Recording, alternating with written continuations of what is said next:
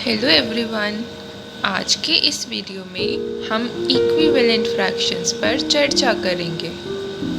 जैसा कि आप लोग यहाँ देख सकते हैं, मेरे पास अलग अलग फ्रैक्शनल फॉर्म्स में डिवाइडेड सर्कल्स हैं। मेरे पास होल है, 1/2 का सर्कल है, फिर 1/4 का सर्कल, 1/8 और 1/16 का सर्कल है।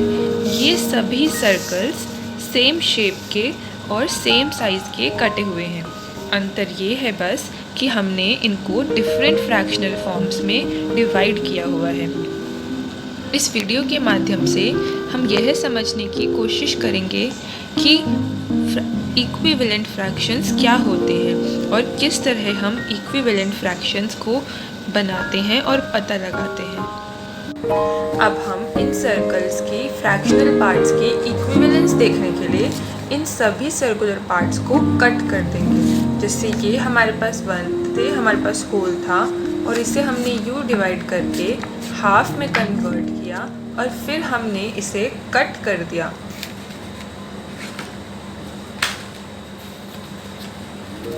दो पार्ट्स में।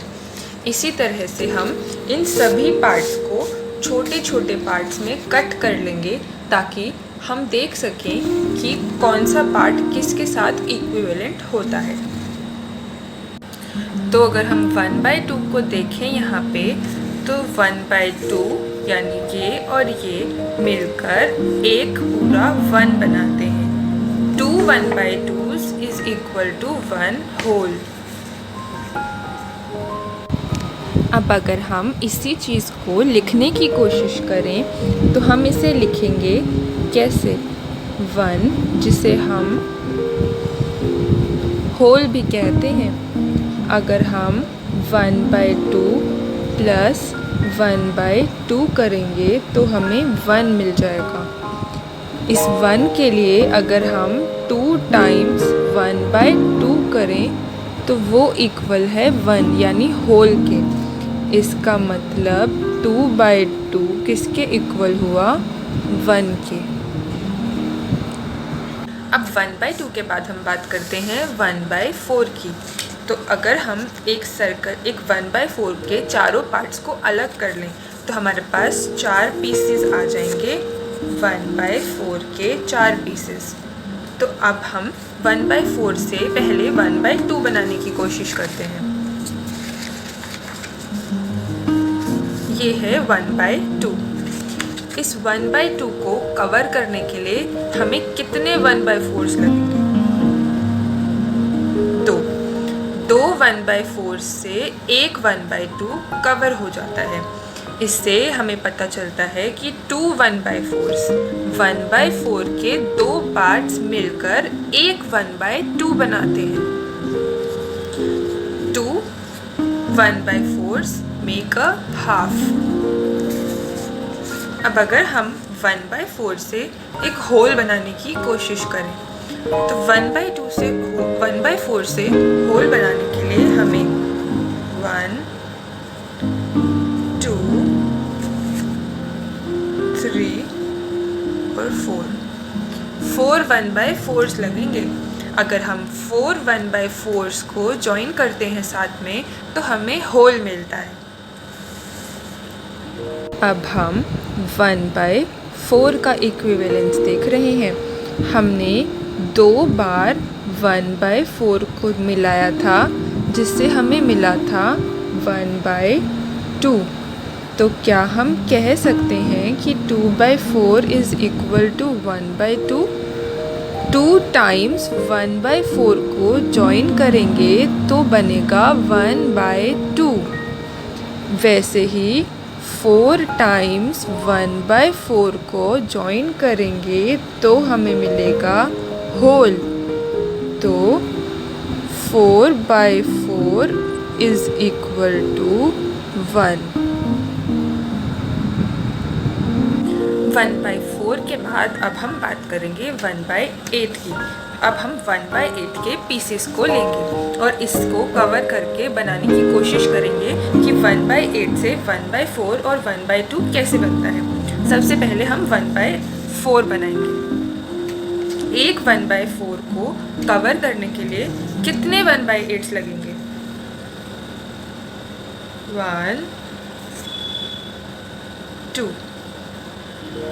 2 1/8 से हम 1/4 बना सकते हैं। अगर हम 2 1/8 को ज्वाइन कर दें तो हमें मिल जाएगा 1/4। उसी तरह से अगर हम अब 1/2 बनाने की कोशिश करें, 1 2 3 4 1/8 को रखने से 1 1/2 बनता है। अगर हम 4 1/8 को एक साथ ज्वाइन करेंगे तो हमें हाफ मिलेगा। अब हम इसका होल बनाने की कोशिश करते हैं। 1 2 3 4 5 6 7 and 8।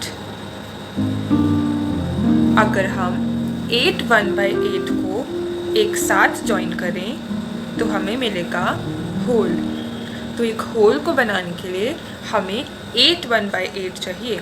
जैसे यहाँ पे हम अगर काउंट करें तो 1 2 3 4 5 6 7 8 पार्ट्स में इसको डिवाइड किया है और हर पार्ट 1/8 का है। तो इसका मतलब 8 1/8 मिलकर एक पूरा होल बनाते हैं। इक्विवेलेंस को आगे समझते हुए अब हम बात कर रहे हैं 1/4 की। ये सिर्फ एक 1/4 का पीस है। 1/4 किसकी इक्विवेलेंट होगा? 1/4 को कवर करने के लिए अभी हमने 2 1/8 लगाए थे। इक्विवेलेंट फ्रैक्शन को हम जब समझते हैं तो हम बात करते हैं इक्वल होने की। इसके बराबर क्या? 1/4 अगर 1 है तो 1 1/4 के बराबर है 2 1/8। यानी कि अगर हम 1/4 की बात कर रहे हैं तो 1/4 के साथ अगर हमें कुछ इक्विवेलेंसी की बात करनी है तो हम बात करेंगे 2 टाइम्स 1/8 की। 2 1/8 इक्वल टू 1/4। अब हम 1/8 पर चर्चा करेंगे। हमने देखा था जब हमने 2 टाइम्स 1/4 को मिलाया, जब हमने 2 टाइम्स 1/8 को मिलाया तो हमें मिला 1/4। यानी कि 2/8 किसके इक्वल हुआ? 1/4 के। जब हमने 4 टाइम्स 1/8 को ज्वाइन किया था तो हमें मिला था हाफ। यानी कि 4/8 इज़ इक्वल टू 1/2। और जब हमने 8 पीसेस लेके 1/8 के ज्वाइन किए थे तो हमें मिला था 1। यानी कि 8/8 इज़ इक्वल टू 1। अब अगर हमें 1 के इक्विवेलेंट फ्रैक्शंस निकालने हैं तो हमारे पास ऑप्शंस हैं। कौन कौन से? जब हमने 2/2 को देखा था तो उसने भी 1 बनाया था। 4/4 भी 1 के इक्वल था। 8/8 भी 1 के इक्वल है। तो 1 के इक्वल क्या क्या हुआ? 2/2, 4/4, 8/8 ये सभी 1 के इक्वल हैं।